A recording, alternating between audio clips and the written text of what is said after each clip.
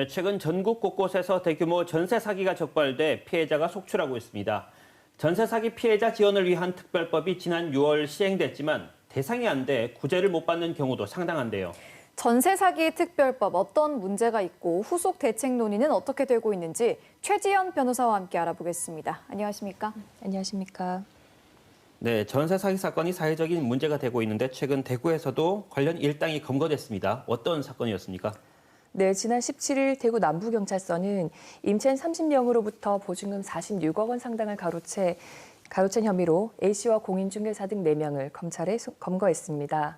A씨는 임차인이 지불한 임대차 보증금으로 주택 매입 계약을 체결하는 무자본 갭 투자를 이용해서 2018년부터 1년간 대구 남구, 달서구 일대에 빌라 5채를 매입했습니다. 네. 그리고 이 과정에서 보증금을 대출이자, 세금, 생활비 등으로 돌려막기를 한 것으로 나타났는데요.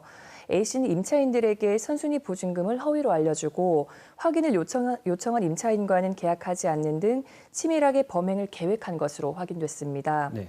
경찰은 선순위 보증금을 확인하지 않는 등 임차인에게 허위 매물을 소개한 공인중개사 2명도 공인중개사법 위반 혐의로 불구속 송치했습니다. 대구경찰청은 지난해 7월부터 올해 9월까지 전세 사기 특별 단속을 진행해서 총 217명을 검거해 검찰에 송치했는데요. 적발된 불법 행위 유형을 살펴봤더니 첫 번째가 불법 중개 감정이 46%로 가장 많았고 허위 보증보험이 33.2%로 2위를, 권리관계 허위 고지가 9.2% 순으로 나타났습니다.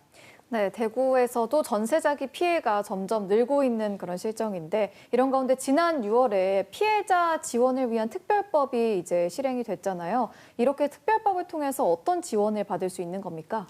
네, 정확하게는 전세 사기 피해자 지원 및 주거 안정에 관한 특별법입니다. 네. 전세 사기 피해자를 지원하기 위해서 마련된 이 법은 2023년 6월 1일부터 2년간 한시적으로 적용됩니다.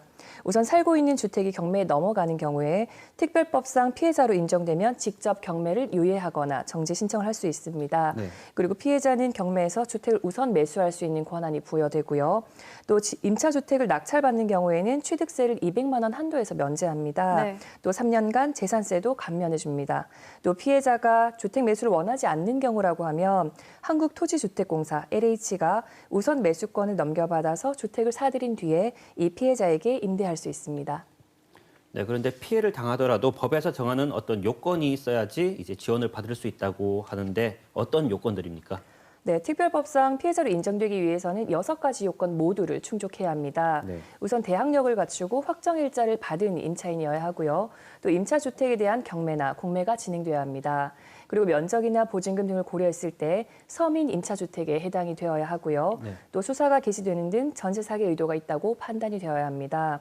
그리고 다수의 피해자가 발생할 우려와 보증금의 상당액이 미반환될 우려가 모두 충족이 되어야 합니다. 네, 말씀해 주신 6가지 요건을 다 채우기는 사실상 힘들어 보이거든요. 실제로 피해자 신청을 했는데 이게 반려되는 경우도 많다고요. 네, 지난 17일까지 전세 사기 피해 지원 위원회에서 처리한 심의는 총 7,884건이었습니다. 네. 그런데 그 가운데 84.1%는 피해자로 인정이 됐고 나머지 15.9%가 피해자로 인정되지 않았습니다. 그런데 가장 많이 부결된 이유가 집주인이 사전에 전세 사기 의도가 있었다는 기망 사기 의도를 밝혀내지 못했기 때문이라고 합니다. 또 임대인이 여러 건의 전세 사기를 저질러야 대상이 되는데 개인이 이러한 사실을 알기가 사실 쉽지 않거든요. 네. 또 친탁 부동산이라든가 불법 건축물 등은 특별법에서 구제를 또 받을 수 없습니다. 또 입법 과정에서 논의됐던 정부가 피해자로부터 보증금 채권을 우선 매입해서 구제를 하고 이후에 임대인으로부터 보증금을 회수하는 선구제 후 회수 방안이 빠지면서 피해자가 직접 장시간 복잡한 과정을 거쳐서 보증금을 회수하거나 아니면 자력으로 보증금을 회수하지 못해서 막대한 대출에 의존해야 하는 문제도 있고요. 또 대상에 해당되어서 주택을 우선 매수하더라도 만약에 이 건물이 불법 건축물인 경우에는 해당 부분을 철거해야 하거나 또 철거를 하기까지 이행강제금을 내야 하는 이런 문제도 현실적으로 있습니다. 네, 그렇다 보니 현재 특별법만으로는 이런 전세 사기 피해 회복에 한계가 있어 보이는데 정부도 특별법을 보완하겠다는 입장이죠. 네, 정부는 오는 12월 전세 사기 특별법의 개선점을 마련해서 국회에 보고하겠다는 방침인데요. 네. 전문가들 사이에서는 우선 실효성 있는 제도를 마련하기 위해서는 법으로 보호받지 못하고 있는 피해자들을 대상으로 한 실태조사가 우선 시행되어야 한다는 입장입니다. 네.